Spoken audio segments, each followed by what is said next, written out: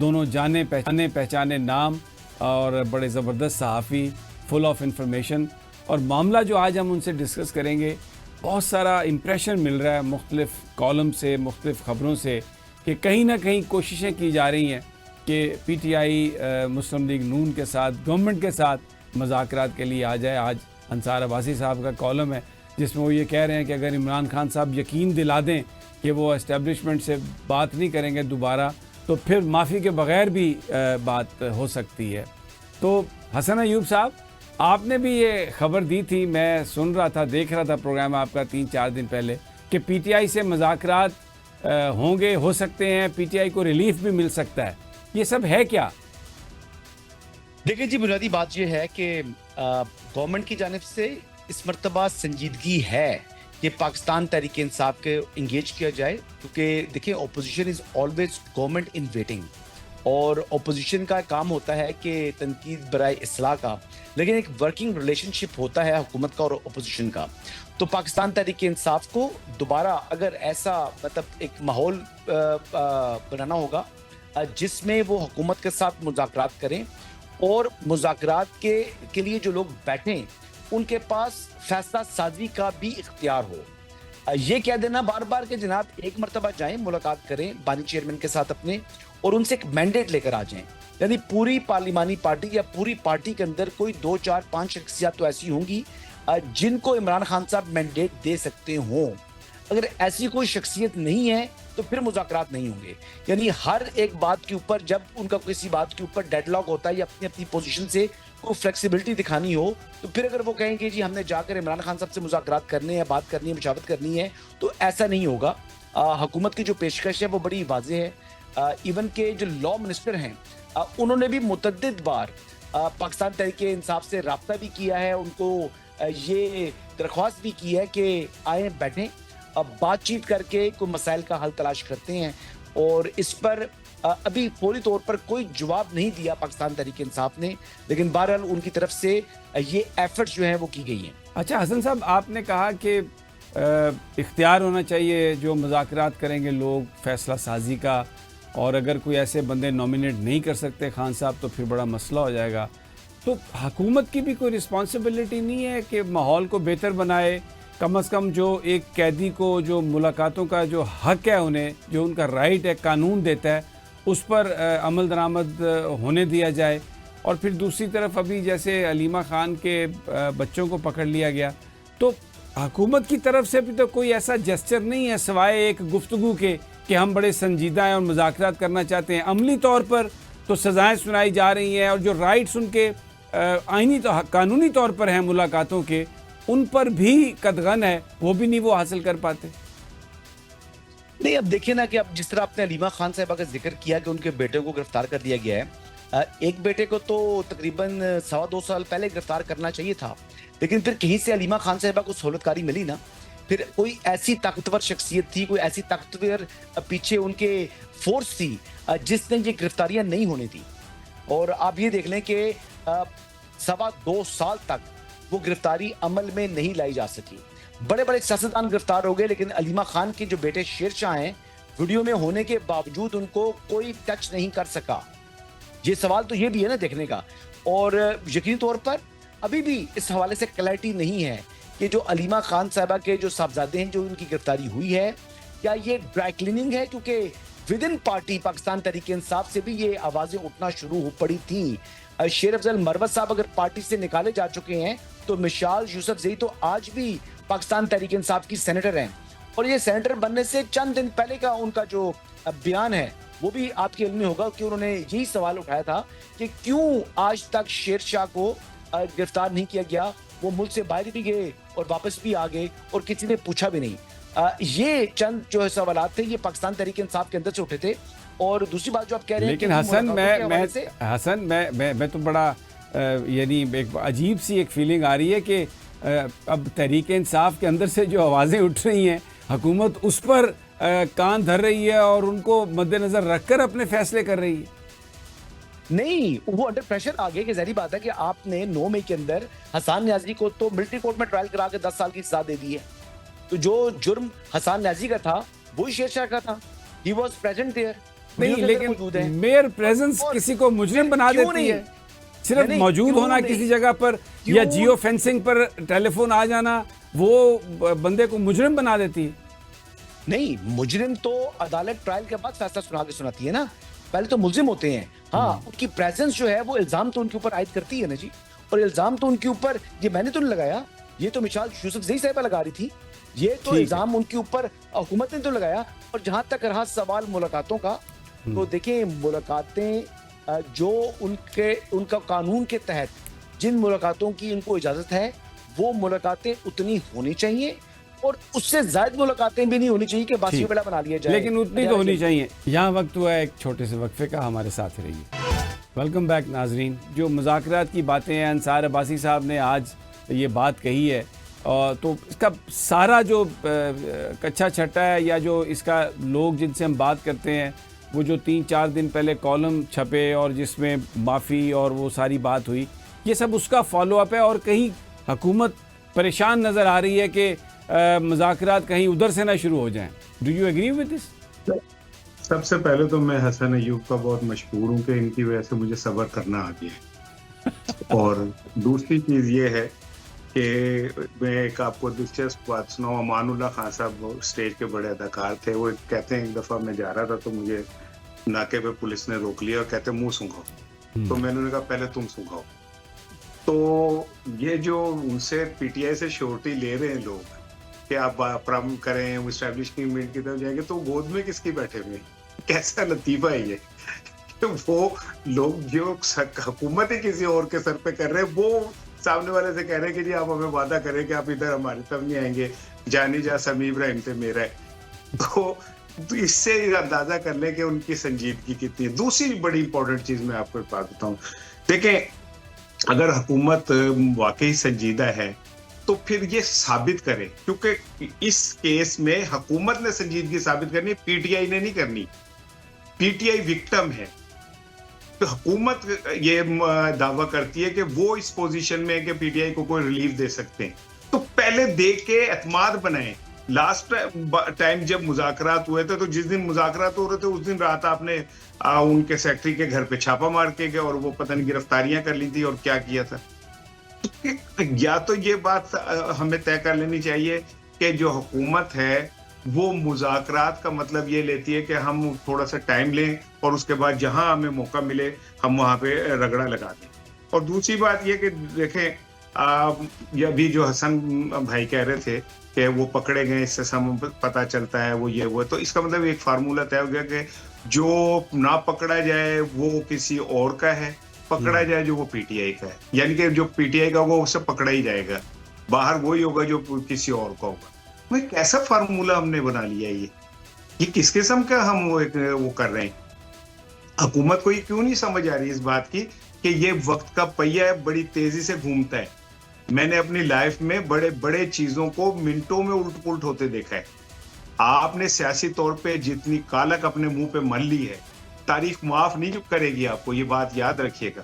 जमहूरियत के नाम पे आपने जितना पाकिस्तान के जमहूरी निजाम का बेड़ा गर्क किया, शहबाज शरीफ कभी भी हीरो के तौर पे विलन लिखे जाएंगे पाकिस्तानी जमहूरियत को तबाह करने वाले। अगर आप अब भी ये समझते हैं कि हाँ में कोई थोड़ी सी हमारे में ताकत है, हम कुछ कर सकते हैं, तो सबसे पहले तो जो पार्लियामेंट के आपके कायदे अवान है तहरीक इंसाफ के, उनको बहाल करवाएं ना। ये कैसी आप मुज़ाकरात कर रहे हैं कि 3 पाकिस्तान के मेजर प्लेटफॉर्म के ऊपर अपोजिशन लीडर ही उड़ा दिया आपने और आप तो बड़े उस पर तालियां बजा रहे। समी साहब, मेरी जाती राय यही है कि अगर आपने मुज़ाकरात करने हैं तो मुज़ाकरात मेरी राय में कहीं और ही होने हैं, फैसले कहीं और होने हैं। ये दिल नवाज हो सकते हैं, नजर शनास भी हो सकते हैं, लेकिन इलाज करने वाले नहीं है। इलाज कहीं और है। ये अपने ऊपर करते रहे कि साढ़े ते भी शक के कह दे रहे, लेकिन ना इनके हाथ में देने को कुछ है। इनका तो स्पीकर के प्रोडक्शन ऑर्डर को कोई नहीं मानता। इन्होंने क्या किसी से को रिलीफ देना है, वो एक जो है जेलर उठा के बाहर फेंक देता है। तो मुज़ाकरात कहीं और होने चाहिए और होने चाहिए। मैं ये कहता हूँ कि मेरी एक जुमला सुन लीजिए कि होने चाहिए, उन लोगों, उन दो में भी होने चाहिए, एस्टेब्लिशमेंट और पीटीआई में भी, ताकि पाकिस्तान किसी बनने लगे, पाकिस्तान के लोग किसी बनने लगे। हसन, एक तो जो इसार राना साहब ने बात कही और दूसरा कुछ ऐसा लगता नहीं है कि जैसे गवर्नमेंट किसी दबाव में है। मैं सुन रहा था राना साहब को, वो कह रहे थे कि जनाब मजाक हम किसी को ना हम बाईपास करेंगे और मैं राना सनाउल्लाह की बात कर रहा हूँ, और ना किसी को बाईपास करने देंगे। किसको वो सुना रहे थे ये? फिर उनकी कैप्टन सफदर साहब भी कह रहे थे कि बुशरा बीबी के साथ उनको जेल में नहीं होना चाहिए था, उनको बाहर होना चाहिए था, और मुलाकातें जो हैं उसकी भी इजाज़त होनी चाहिए। तो कत्ल के मुलजमान से भी फैमिलीज़ मिलती है जाके। ये कुछ चीज़ें जो आ रही हैं बहुत अरसे के बाद, पिछले 1.5-2 साल के बाद पहली दफ़ा कुछ इस तरह के बयानात आ रहे हैं। कुछ ऐसा लग रहा है जैसे गवर्नमेंट किसी दबाव में है। इस दबाव में नहीं है, दबाव तो खत्म हो चुका है जी। अब तो ना डिफॉल्ट का खतरा है और ना ही इस वक्त कोई हिंदुस्तान के साथ कशीदगी उस लेवल के ऊपर है कि आप समझेंगे कि आजकल में कोई दोबारा कोई झड़प होने वाली है। दबाव क्या होगा? इस वक्त तो 5 अगस्त की जो कॉल थी जिसने नुक्ता अरूज पर होना था, वो इंतहाई कमजोर साबित हुई, और ऐसी कॉल देकर तहरीक इंसाफ ने अपनी ऑन स्ट्रीट जो मसल था उसको मजीद कमजोर जाहिर किया है। और सेनेट के इलेक्शंस के अंदर भी जिस तरीके से दानिशमंदी का सबूत दिया अली मीन गड्डापुर ने, उन्होंने अपनी हुकूमत को एक लिहाज से प्रोटेक्ट किया कि मेरे खिलाफ कहीं वोट ऑफ नो कॉन्फिडेंस फौरी तौर पर ना आ जाए, जब मुझे कहीं एतमाद का वोट ना लेना पड़ जाए, क्योंकि उसमें खतरात मौजूद थे। तहरीक इंसाफ के अपने उम्मीदवार जो है अगर ये सीट एडजस्टमेंट ना करते तो उनके इलेक्शन हारने के। और दूसरी इसी के कंटिन्यूएशन में आपको ये बता दूं कि पीटीआई में का जो एक फॉरवर्ड ब्लॉक जिसे कह सकते हैं, वो एक लिहाज से तैयार हुआ है खैबर पख्तूनख्वा के अंदर। और समी भाई, मैं आपसे बिल्कुल सच बोलूंगा कि जब चाहें, जिस वक्त चाहें, वो इस हुकूमत को तब्दील कर सकते हैं, जो कि एक अकलौती हुकूमत है पाकिस्तान तहरीक इंसाफ के तो पास। क्यों नहीं करते? खैबर पख्तूनख्वा के तो अंदर क्यों नहीं करते? अगर कर सकते हैं तो क्यों नहीं करते? वहाँ के जो मसाइल हैं, वहाँ के जो हालात हैं, जो दहशतगर्दी है, ये चंद चीजें ऐसी हैं जो कि रास्ते में रुकावट बनी हुई है एक लिहाज से कि कौन अपने गले पे जो है ये मेडल सजा ले। ठीक है, अच्छा मैं इसार राना साहब आपकी तरफ आता हूँ, लेकिन हसन एक मुझे ज़रा अगर आप जल्दी से इसका जवाब दे दें। 18वीं तरमीम रोल बैक करने और मज़ीद सूबे छोटे बनाने, इस पे कहीं हुकूमत जो है ऐसा लगता है कि वो डिफरेंट पेज पे है, और जो मेरा सवाल था वो दबाव कहीं और से है कि ये चीज़ें करनी है। मैं ये अब जानना चाह रहा था।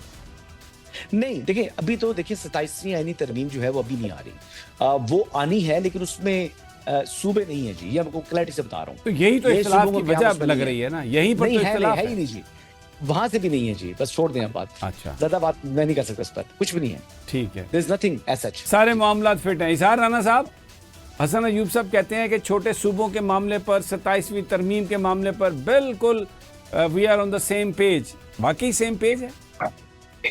अगर सेम पेज होते हैं तो इसाकदार साहब को ये कहने की क्या जरूरत है कि अभी तो हम 26वीं तरमीम हजम नहीं कर सके सही तरह। यानी हजम वो चीज होती है, करने की कोशिश होती है जो आपके बॉडी की मंशा के खिलाफ आप में उतार दी जाए। ठीक है ना? तो इसाकदार तो कह रहे हैं कि अभी तो हम तो 26वीं तरमीम हजम नहीं कर सके, यानी उन्हें कड़वी गोली जो खिलाई गई, कड़वी गोली थी या गोला था, तो वो एतराफ कर रहे। अब ये जो सेम पेज और ये है, तो मैं तो इसाकदार साहब वो हसन की क्रेडिबिलिटी को तो मैं चैलेंज ही नहीं कर सकता। अल्लाह माफ करे, मैंने क़यामत में अल्लाह को भी शक्ल दिखानी है, लेकिन मैं इसाकदार साहब की क्रेडिबिलिटी को भी चैलेंज नहीं कर सकता। तो ये बात छोड़ दें, एक पेज और ये पेज वो पेज। मैंने पहली हुकूमत देखी जो एक पेज पे नहीं, एक पेज के निचले पोर्शन की तरफ जो कहीं को कोना है ना, वहां पे है। पहले एक पेज होता है जहाँ दो चीजें बराबरी की सतह पे 60-40 हो जाए इस तरह।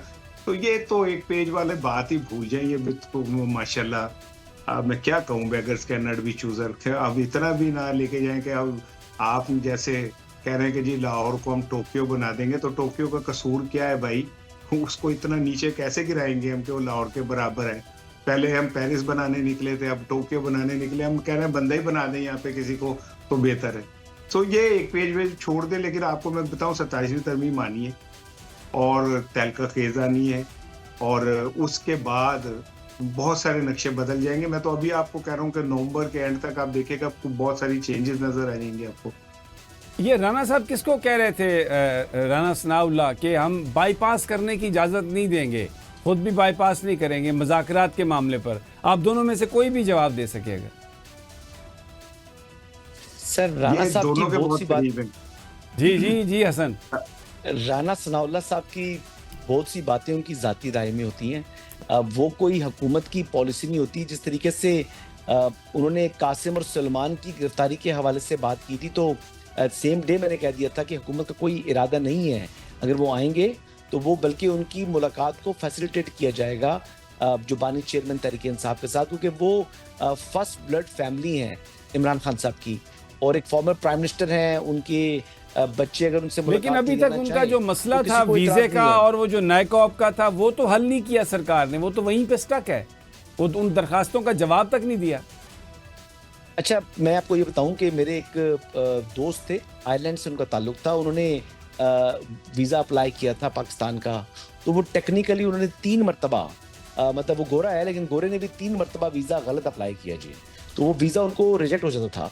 और बड़ी खुशी हुई देखकर कि पाकिस्तान का वीज़ा भी जो है ना वो अंग्रेज़ों का रिजेक्ट होता है, तो मैंने तो वो भी देखा हुआ है अपनी रिसेंटली, इन दिनों की बात है, मैं पिछले 3 महीने पुरानी बात कर रहा हूँ।